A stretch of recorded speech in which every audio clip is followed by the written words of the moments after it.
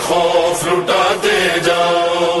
سب سے بڑا مذہب پاکستان میں حسینی مذہب ہے، سب سے بڑا مذہب، کروڑوں کی تعداد میں ہے.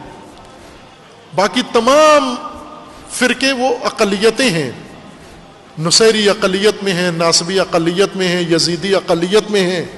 سب سے بڑا مذہب، سب سے بڑا فرقہ حسینیت ہے. علماء کی ایک کثیر تعداد حسینی ہے، اہل بیت کے چاہنے والے ہیں، رسول اللہ کے خاندان سے محبت کرنے والے ہیں.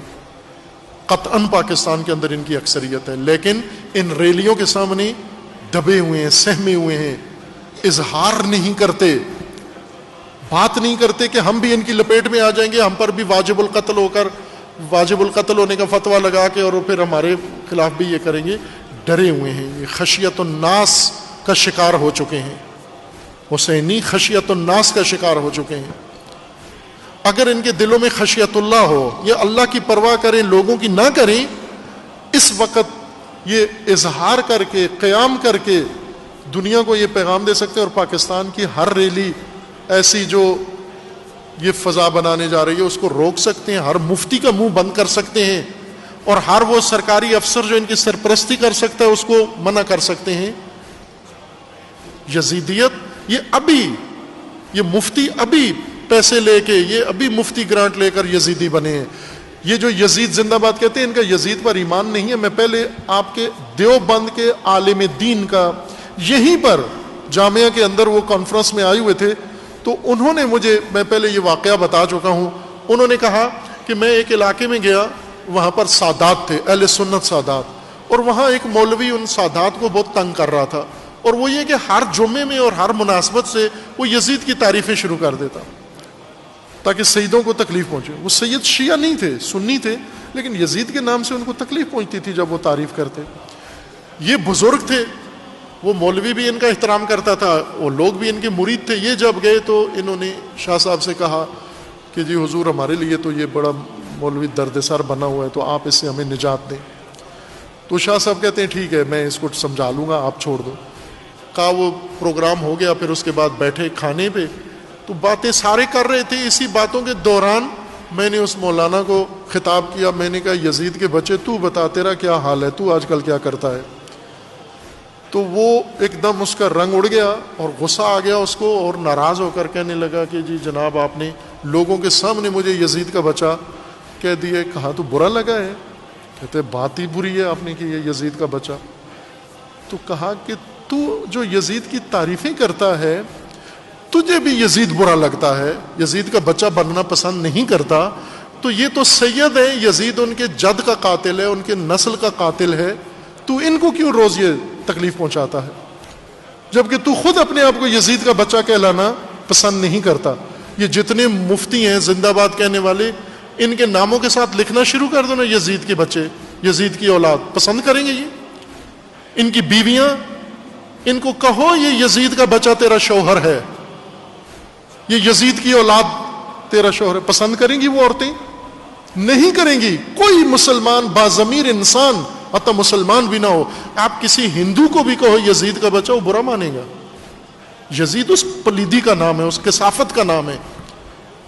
آپ توجہ رکھیں، جب ضیاء الحق کے زمانے میں 80 کی دہائی میں شیعہ کشی شروع ہوئی تھی، سب اپنے اپنے گھروں میں اور اپنے اپنے مسجدوں میں بیٹھ کر خوش تھے کہ شیعہ مر رہا ہے، ہم محفوظ ہیں.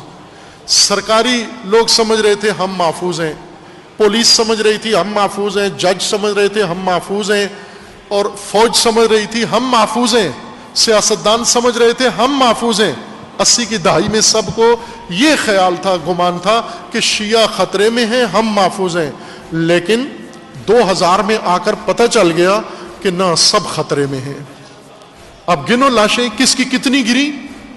اگر 80 کی دہائی میں بول پڑتے اور روک لیتے تو یہ جتنے فوجی اس دوران مرے ہیں یہ سارے زندہ ہوتے. آج یہ پشاور سکول کے بچے زندہ ہوتے، یہ جنرل کرنل جتنے مرے ہیں یہ سارے زندہ ہوتے، یہ پولیس کے سارے شہداء زندہ ہوتے، یہ جج جتنے مرے ہیں یہ زندہ ہوتے، یہ مختلف مذاہب کے جتنے علماء مرے ہیں یہ سارے زندہ ہوتے. اگر 80 کی دہائی میں سارے بول پڑتے کہ ایک پاکستانی کا قتل پوری ملت کا قتل ہے، جس طرح قرآن فرما رہا ہے، ایک انسان کا قتل ساری انسانیت کا قتل ہے. آج بھی میں بھی یہی کہتا ہوں, ایک سنی کا قتل پوری پاکستانیت کا قتل ہے, ایک شیعہ کا قتل پوری پاکستانیت کا قتل ہے, پوری امت کا قتل ہے. یہ آپ کا قرآن کہتا ہے. جب قرآن کہتا ہے تو پھر اس کو اس طرح کرو بھی, عمل بھی کرو. یوں نہیں ہے کہ دوسرے فریق کا کوئی ضائع ہو تو ہم خوش ہوں, اپنا نقصان ہو تو ہم ناراض ہوں. نہ عزیزان من, ہم سب ایک امت ہیں, ہم سب ایک دین کے پیروکار ہیں, ہم سب ایک قرآن کو مانتے ہیں. اور دیکھو آج یہ انڈیا کا میجر یہ کس قدر آپ کی توہین کر رہا ہے. علماء, مفتیان, یہ ضرور سنا اس کا کلپ, ہر پاکستان کا مولوی مفتی ضرور سنے کہ دشمن آپ کو کیا سمجھ رہا ہے, بکاؤ مال سمجھ رہا ہے. 2 روپے میں آپ قتل عام اور گلے کاٹ سکتے ہو, یہ آپ نے تاثر دنیا میں قائم کیا ہے. اس کو دھو, اس ننگ کو دھو اپنے آپ سے. ایک دوسرے کے ساتھ ایک ہو جاؤ, ایک دوسرے سے گلے ملو, ایک دوسرے کے ساتھ شیر و شکر ہو جاؤ, بھول جاؤ وہ نفرتیں جو دوسروں نے آپ کو سکھا دی ہیں, تعلیم دی ہیں. جھٹک دو ان کو, تھوک دو ان کو. کتنے رشتوں میں آپ منسلک ہو. مسلمان آپ ہو, انسان ہو, سب سے پہلے انسانیت کے رشتے میں ہو, پھر آپ مسلمان ہو, پھر آپ پاکستانی ہو. اتنے محکم مستحکم رشتے رکھتے ہوئے پھر ایک دوسرے کے دشمن ہو, اور یہ دشمنیاں پھیلانے والے سڑکوں پہ نکل کے روز نفرت پھیلا رہے ہیں اور باقی سارے تماشا دیکھ رہے ہیں. یہ افسوسناک ہے. اس کو روکنا ہے. سب عزم کریں, ارادہ کریں, سب بولیں گے, پھر یہ رک جائے گا یہ سلسلہ.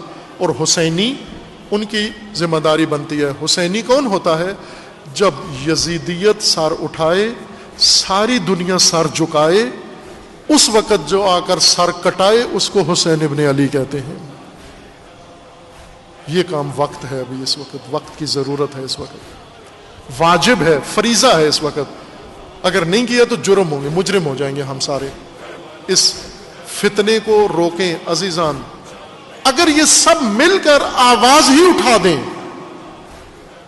ان کے آواز کی گونج سے ان کی سانسیں بند ہو جائیں گی, ان کے دم گھٹ جائیں گے, پھر دوبارہ جرت نہیں کر سکیں گے. لیکن آپ ایک دفعہ بولو تو صحیح, آواز تو نکالو منہ سے. اپنے ملک کی خاطر, اپنی قوم کی خاطر, اپنے دین کی خاطر, اپنے مذہب و مسلک کی خاطر. علماء, ذمہ دار علماء, ڈرے نہیں, جھجکے نہیں. میں جانتا ہوں بہت سارے علماء, دیوبند علماء جو بہت اچھی فکر, مثبت تعمیری فکر رکھتے ہیں.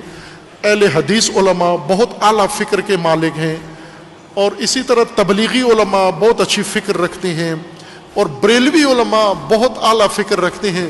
لیکن اس فضا کے سامنے مغلوب اور ہراساں ہو کر خاموش ہیں. یہ اپنی خاموشی توڑیں, یہ جرأت کریں.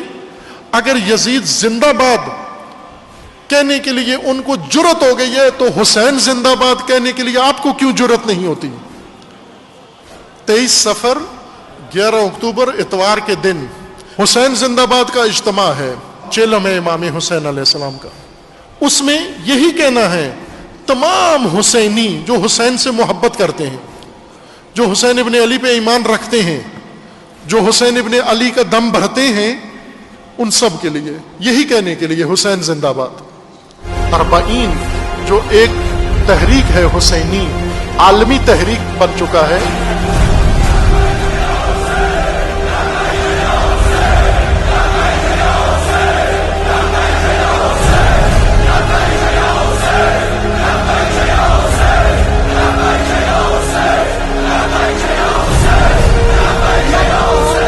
ہے عزاداری کا, اور عزاداری ہوگی. اس میں نوحہ خان آئیں گے, علماء آئیں گے, مجلس پڑھنے والے آئیں گے, مصائب پڑھنے والے آئیں گے, اور ماتمی مختلف ملک سے آئیں گے انشاءاللہ.